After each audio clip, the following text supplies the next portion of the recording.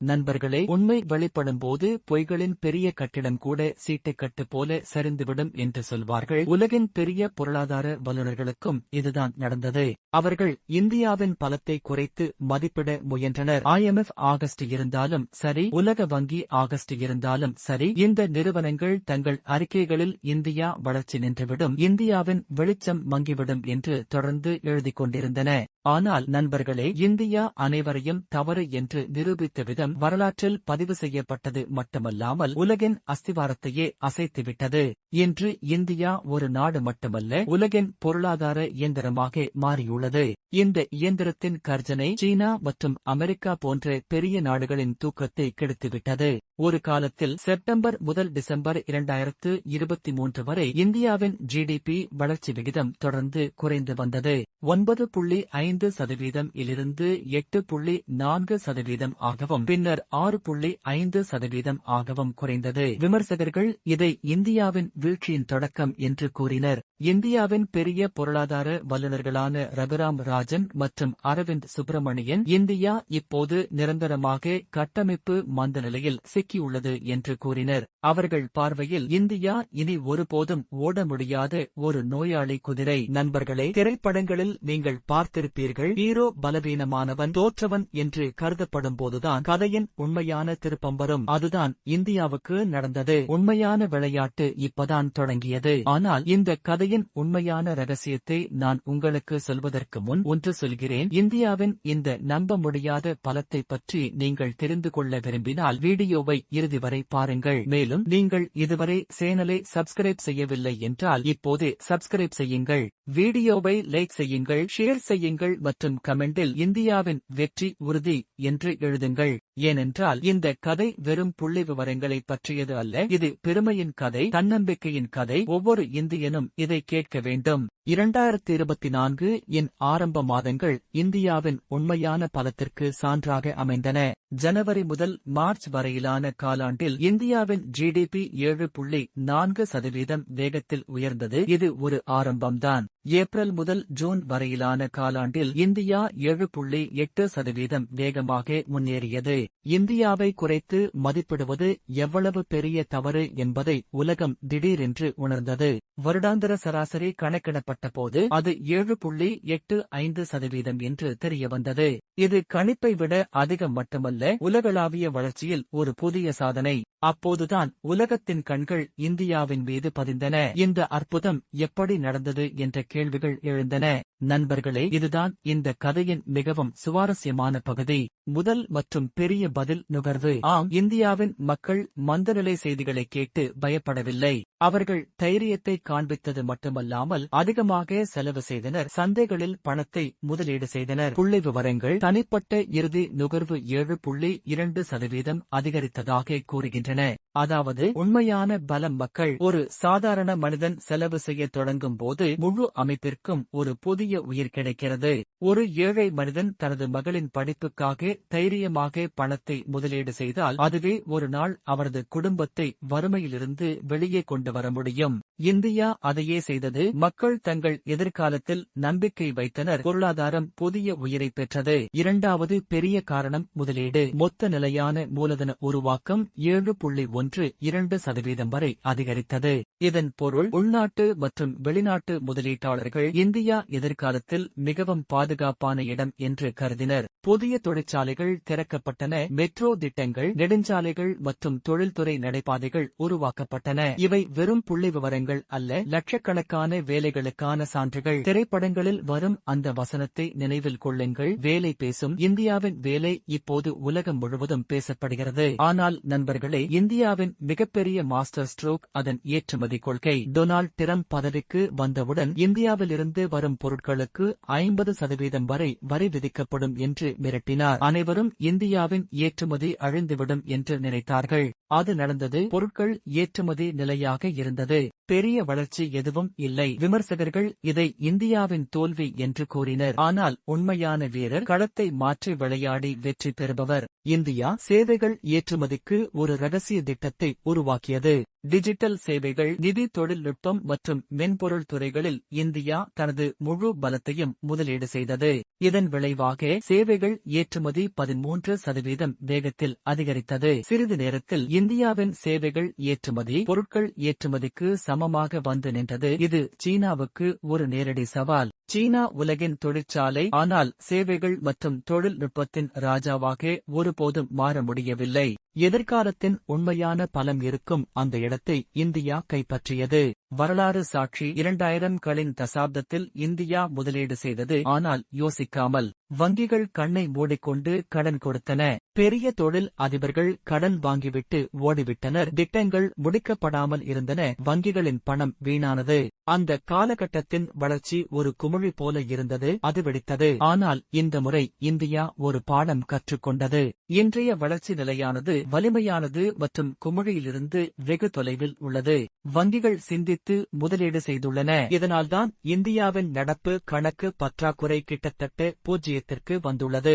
இதன் பொருள் இந்தியா எவ்வளவு வாங்குகிறதோ அவ்வளவு விற்கவும் செய்கிறது. பணம் நாட்டிற்குள் சுழன்று கொண்டிருக்கிறது. இது எந்தவொரு நாட்டின் பலத்திற்கும் மிகப்பெரிய சான்று. நண்பர்களே, பாகிஸ்தான் IMF இடம் சில பில்லியன் டாலர்களுக்காக கெஞ்சிக் கொண்டிருக்கும் போது, இலங்கை திவால் நிலைக்கு அருகில் இருக்கும் போது, வங்காளதேசம் தனது வெளிநாட்டு நாணய சேமிப்புக்காக இயங்கிக் கொண்டிருக்கும் போது, இந்தியா உலகின் வேகமாக வளர்ந்து வரும் பொருளாதாரமாக உள்ளது. இதுதான் உண்மையான வித்தியாசம்.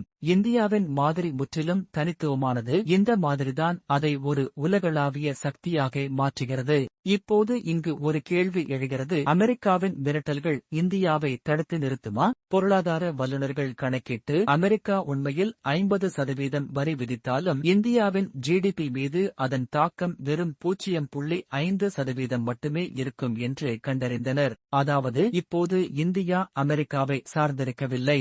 இந்தியா ஐரோப்பா, ஆப்பிரிக்கா, லத்தீன் அமெரிக்கா மற்றும் ஆசியாவின் மற்ற பகுதிகளில் புதிய சந்தைகளை உருவாக்கியுள்ளது. இப்போது அமெரிக்கா இந்தியாவின் நிபந்தனைகளின்படி பேச வேண்டும். இந்தியா அமெரிக்காவின் நிபந்தனைகளின்படி அல்ல. ஆனால் நண்பர்களே, உண்மையான அதிர்ச்சி இன்னும் மீதம் உள்ளது. இந்தியா அடுத்த 5 ஆண்டுகளுக்கான ஒரு செயல் திட்டத்தை தயாரித்துள்ளது. மத்திய வரம்பு சிப்களில் கவனம் செலுத்திய பிறகு இந்தியா இப்போது AI, குவாண்டம் கம்ப்யூட்டிங் மற்றும் 5 ஏனைய சிப்களின் பந்தயத்தில் இறங்குகிறது. இதுதான் எதிர்காலத்தின் டிஜிட்டல் உலகின் முதுகெலும்பாக இருக்கும் தொழில்நுட்பம். இந்த புரட்சிக்குதான் தலைமை தாங்க வேண்டும் என்று இந்தியா முடிவு செய்துள்ளது. இதனால்தான் சீனாவின் நெற்றியில் வியர்வை வழிகிறது. அதன் பொருளாதாரம் குமிழ்களை நம்பி உள்ளது. ஆனால் இந்தியா மெதுவாக ஒரு உறுதியான அஸ்திவாரத்தின் மீது தனது கட்டிடத்தை கட்டி வருகிறது. IMF மற்றும் உலக வங்கி ஒரு காலத்தில் இந்தியாவை விமர்சித்தவை இப்போது இந்தியாவை உலகின் வளர்ச்சி இயந்திரமாக கருதுகின்றன. நண்பர்களே, இதுதான் இந்தியாவின் மிகப்பெரிய பலம். கற்றுக்கொண்டு முன்னேறுவது, தடுமாறி சமாளிப்பது, பின்னர் உலகை ஆச்சரியப்படுத்துவது. IMF மற்றும் உலக வங்கி போன்ற நிறுவனங்கள் ஒரு காலத்தில் இந்தியாவை விமர்சித்தவை இப்போது இந்தியாதான் உலகின் வளர்ச்சியின் உண்மையான இயந்திரம் என்று நம்பத் தொடங்கியுள்ளன என்றால் இது எவ்வளவு பெரிய மாற்றம் என்று யோசித்துப் பாருங்கள். இதுதான் புதிய இந்தியா. இது இப்போது மற்றவர்களின் அறிக்கைகளை நம்புவதில்லை, மாறாக உலகின் புதிய அறிக்கை அட்டையை தானே எழுதுகிறது. இப்போது யோசித்துப் பாருங்கள். IMF அறிக்கைகளில் 2025 உலகின் வளர்ச்சி குறையும், ஆனால் இந்தியா 7%க்கும் அதிகமான வேகத்தில் வளரும் ஒரே நாடாக இருக்கும் என்று எழுதப்படும் போது அது வெறும் ஒரு புள்ளி விவரம் அல்ல, அது பெருமையின் தருணம். நண்பர்களே, ஒரு காலத்தில் இந்தியா ஒரு உறங்கும் ராட்சசன் என்று நாம் அழைக்கப்பட்டு வந்தோம். ஆனால் இப்போது அதே உலகம் இந்தியா மட்டுமே வளரும் ராட்சசன் என்று கூறுகிறது. இது வெறும் பொருளாதாரம் மட்டுமல்ல, தன்னம்பிக்கையின் வெற்றி. இப்போது ஒவ்வொரு இந்தியனின் இதயத்திலும் துடித்துக் கொண்டிருக்கும் அந்த தன்னம்பிக்கையை பற்றி பேசுவோம். இந்த பலம் அரசாங்கத்தின் கொள்கைகளிலிருந்து மட்டும் வரவில்லை. இந்த பலம் சாதாரண மக்களிடமிருந்து வந்தது. விவசாயிகளிடமிருந்து, சிறிய கடைக்காரர்களிடமிருந்து, ஸ்டார்ட் அப் தொடங்கும் இளைஞர்களிடமிருந்து மற்றும் வீட்டை கவனித்துக் கொண்டே டிஜிட்டல் வேலை செய்யும் பெண்களிடமிருந்து. ஒவ்வொரு இந்தியனும் முன்னேற வேண்டும் என்று முடிவு செய்த போது எந்த சக்தியாலும் சக்திகளாலும் நம்மை தடுக்க முடியவில்லை. இதனால்தான் இந்தியாவின் கதை இப்போது புத்தகங்களில் இல்லை, மாறாக தெருக்களிலும் சந்தைகளிலும் எழுதப்படுகிறது. திரைப்படங்களில் நீங்கள் கேட்டிருப்பீர்கள், இந்தியா அழைக்க சதி நடந்த போதெல்லாம் இந்தியா இன்னும் உயர பறந்தது. இது வெறும் வசனம் அல்ல, உண்மை. அமெரிக்கா வரி விதித்து இந்தியாவை அடக்க நினைத்தது, ஆனால் இந்தியா புதிய சந்தைகளை திறந்தது. தொழில்நுட்பத்தில்தான் மட்டுமே ராஜா என்று சீனா நினைத்தது, ஆனால் இந்தியா சேவைகள் மற்றும் மென்பொருளின் பலத்தில் ஒரு புதிய சாம்ராஜ்யத்தை உருவாக்கியது. இந்தியா வெறும் சப்ளையர் என்று ஐரோப்பா நினைத்தது, ஆனால் நாங்கள் கண்டுபிடிப்புகளிலும் ராஜாக்கள் என்று இந்தியா நிரூபித்தது. நண்பர்களே, எதிர்காலத்தின் படம் இன்னும் தெளிவாகிறது. இந்தியா இப்போது வெறும் ஐடி மற்றும் சேவைகளுக்கு மட்டும் கட்டுப்படுத்தப்படவில்லை.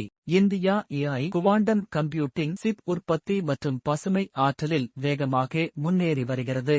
அடுத்த 20 முதல் 30 வரை ஆண்டுகளில் உலகின் திசையை தீர்மானிக்கும் துறைகள் இவை. இந்தியா ஏற்கனவே இந்த பந்தயத்தில் ஓடத் தொடங்கியுள்ளது. 140 கோடி மக்கள் கொண்ட ஒரு நாடு இந்த துறைகளில் தலைவராக மாறும்போது அது வெறும் ஒரு பொருளாதாரமாக இருக்குமா? இல்லை நண்பர்களே, அது ஒரு சூப்பர் பவராக மாறும். ஆனால் இந்த பாதை எளிதானது அல்ல, சவால்களும் உள்ளன. அமெரிக்கா தனது சந்தையை பாதுகாக்க அழுத்தம் கொடுக்கும். சீனா தொழில்நுட்ப மோசடி செய்யும். ஐரோப்பா தனது நலன்களை பாதுகாக்க புதிய விதிகளை உருவாக்கும். ஆனால் வித்தியாசம் என்னவென்றால், இப்போது இந்தியா குனியாது. நாம் பலவீனமான இணைப்பாக கருதப்பட்ட காலம் முடிந்துவிட்டது. இப்போது இந்தியா தனது நிபந்தனைகளின்படி உலகத்துடன் பேசுகிறது. இப்போது எந்தவொரு ஒப்பந்தமும் இந்தியாவின் ஒப்புதல் இல்லாமல் முடிக்க முடியாது. காலம் மாறும் என்பதை நினைவில் கொள்ளுங்கள். காலம் இந்தியாவின்தாக இருக்கும்போது உலகம் குனிய வேண்டும். இதுதான் இந்தியாவின் காலம். இந்தியா தனது விதியை மட்டுமல்ல, முழு உலகின் விதியையும் எழுதும் நேரம் இது. இப்போது நண்பர்களே, உங்கள் மனதிலும் ஒரு கேள்வி இருக்கும், இந்தியாவின் இந்த மாதிரி ஏன் இவ்வளவு வெற்றிகரமாக உள்ளது? அதன் பதில் சமநிலை. இந்தியா நுகர்வு, முதலீடு மற்றும் ஏற்றுமதி ஆகிய மூன்றிற்கும் சமமான பலத்தை கொடுத்தது. மக்கள் செலவு செய்த போது முதலீட்டாளர்கள் நம்பிக்கை காட்டினர். ஏற்றுமதி உலகில் ஒரு புதிய அடையாளத்தை உருவாக்கியது. இந்த 3 சக்கரங்களும் இணைந்து இந்தியாவை ஒரு சூப்பர் ஃபாஸ்ட் இயந்திரமாக மாற்றுகின்றன. ஆனால் இவை வெறும் பொருளாதாரம் அல்ல, இது ஒருபோதும் தோல்வியடையாத இந்திய ஆன்மாவின் கதை. இது வறட்சியிலும் உழைக்கும் ஒரு விவசாயியின் கதை. இது தனது குழந்தையின் கட்டணத்தை செலுத்த கஷ்டப்படும் ஒரு தாயின் கதை.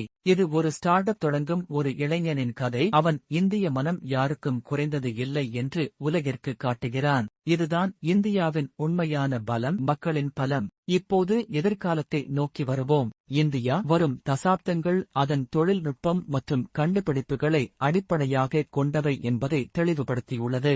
5G மற்றும் 6G வேகம், மின்சார வாகனங்களின் புரட்சி மற்றும் ஹைட்ரஜன் சக்தி மற்றும் மிக முக்கியமாக டிஜிட்டல் இந்தியா, இவைதான் எதிர்கால இந்தியாவின் 4 தூண்கள். நண்பர்களே, இது வெறும் அரசாங்கத்தின் கனவு அல்ல, இது ஒவ்வொரு இந்தியனின் கனவு. எனவே இப்போது கேள்வி, இந்தியா ஒரு சூப்பர் பவராக மாறுமா இல்லையா என்பது அல்ல.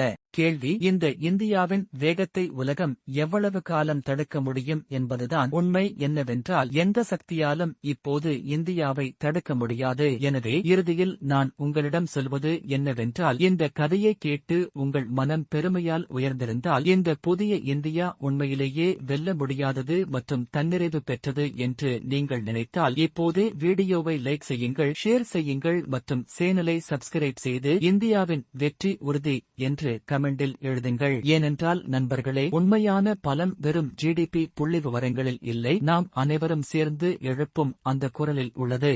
இதுதான் புதிய இந்தியாவின் அடையாளம். இதுதான் தமிழ் ஜியோ டெஸ்க் இன் வாயிலிருந்து வரும் உண்மையான கதை.